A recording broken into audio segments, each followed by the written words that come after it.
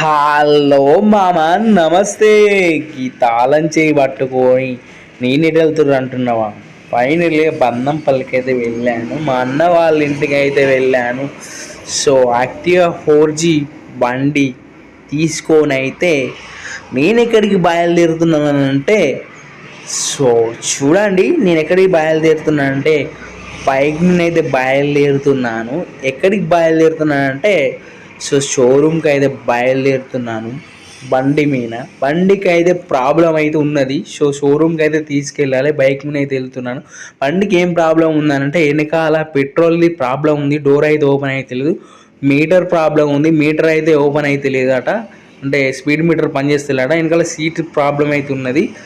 So ఇదైతే షోరూమ్కి అయితే తీసుకుపోతున్నా. So షోరూమ్కి అయితే ఫైనల్గా రీచ్ అయిపోయినా.